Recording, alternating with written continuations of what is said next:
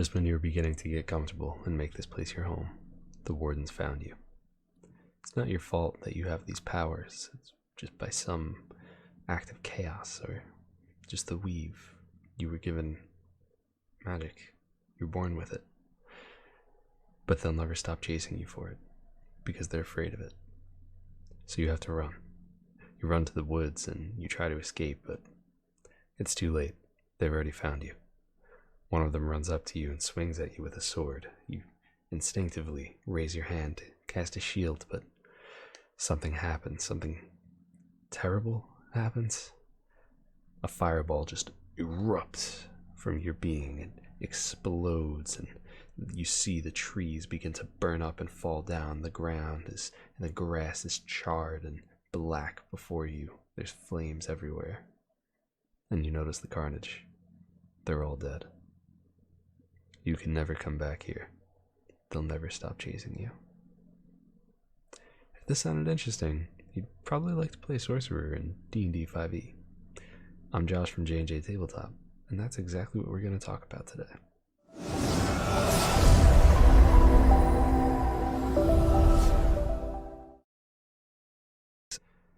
So this is a very interesting class. It's very different than any of the other casters in this game.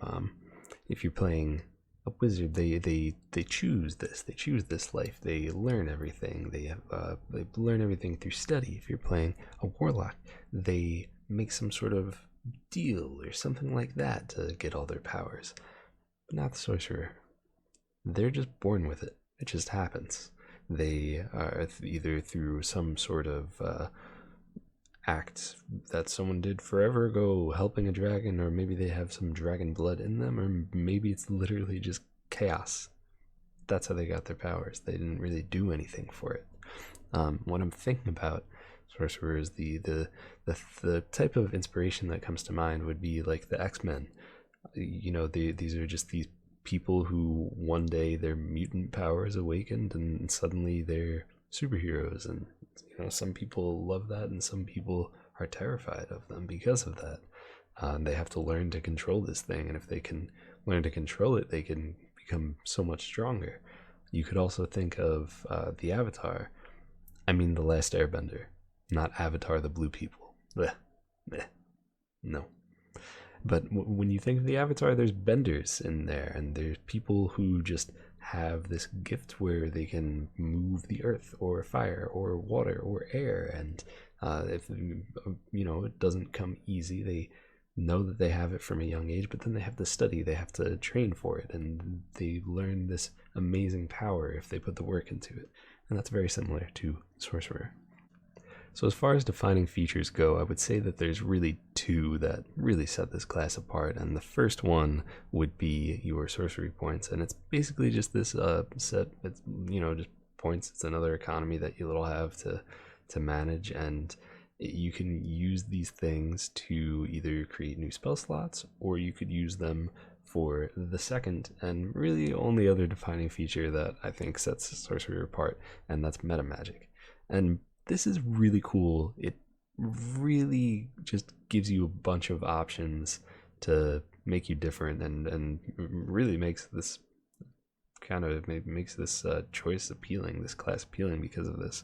And basically what meta magic is it lets you use your points to change what you're casting, and then that could be maybe something that requires a saving throw. You give people disadvantage on that save, or maybe it's something with a short range, you could give it a longer range, or something that's only supposed to affect one person, you could make it affect 2 or 3. Or one thing that I think is really cool is you can take a spell that's supposed to be an action, you can make it a bonus action.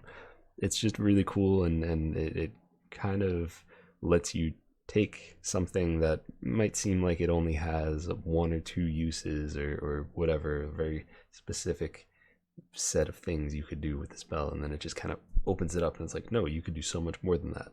And for a creative player, there's a lot you could do with it and a lot of fun you could have. So as far as the player's handbook goes, there are 2 options for subclasses, and the first one is going to be the Draconic Bloodline, and this is kind of what I was talking about before, where it's, you know, somewhere along the way somebody did something, helped the dragon, or maybe you literally just have dragon blood running through your veins, and because of that, you have these powers. So some of the things you get because of that are you get a better AC, and because you got some scales or whatever, you get a little bit more health. And you also get to choose the type of dragon that it was, which would be red, black, whatever, and then the damage type associated with that. You'll get some stuff that ties that in, at some point too, and where you'll get resistances if you want to for that type of damage, and sometimes you can do a little bit extra damage with that certain damage type. So that's pretty cool. The other thing that I'll just mention very briefly is that once you get to a certain level with the draconic bloodline, you just sprout wings and you can fly, and that's pretty awesome.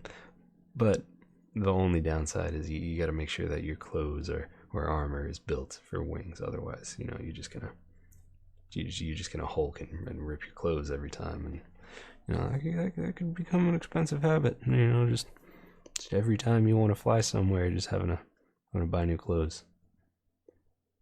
And then the other subclass that we have is the wild magic one, and that basically just means that's kind of what we were talking about in the intro, where you were just born with this power, and it not because of anyone doing anything, not because of anything. You don't have a history of it in your family. It just happened because chaos, because the weave, because whatever you want to call it. And this one is kind of the more interesting of the two for me. I don't know why. It just I kind of like the idea of it. It sounds a lot of fun. The big thing that you have here is Wild Magic Surge, and it's basically this table that you have to roll on sometimes. The DM determines when you'll need to roll on it, and it's just a list of effects that could happen just at random. And it's anywhere from, a fireball centered on yourself to turning blue until somebody fixes you. There's just so many options there, and it can completely change the outcome of a fight, or it can just be something random like turning blue. Later on, you'll also get to roll twice on the table and then choose which one, and that could be really helpful because some of the things on this list are really, really good. Some of them are not so good. So it's nice to have some choices there. So if you're watching this video and you're thinking, I would really like to try this class out, but I don't know what I would put my points into. Well, here's what I would do. First, you're going to maximize as much as you can charisma. That's right. This is another charisma-based caster. This is another person who is just so charming that they're powerful somehow. Okay, 5e. Okay, whatever. Next, I would do Constitution because that's going to help you with your concentration checks, and you're going to have more hit points. You'll stay alive longer, and that's just great. And after that, I would probably choose, Dexterity. Give you a better AC. Doesn't really matter. Just use whatever you want. Have fun with it. And as far as the subclass goes, I would probably go with Half Elf because you get that bonus to charisma, and you want a high charisma because then that's what everything's based off of. You could also go with Dragonborn if that's more up to your speed. You get a +1 to charisma, +2 to strength, so that's kind of fun. Just have fun with it. Whatever sounds interesting to you, make it happen.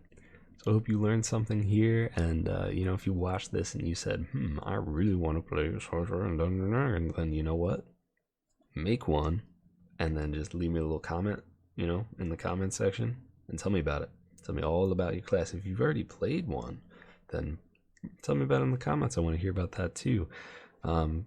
Please like, comment, and subscribe. It really helps us. And if you want to see our live gameplay, it is twitch.tv/JNJ Tabletop, and we are live on Thursday nights with our Dragon of Icespire Peak. But don't worry, if you missed that, Mondays we post the videos to YouTube. So everybody, hope you had a great time. Hope you're staying safe. Links to all the socials and everything in the doobly-doo.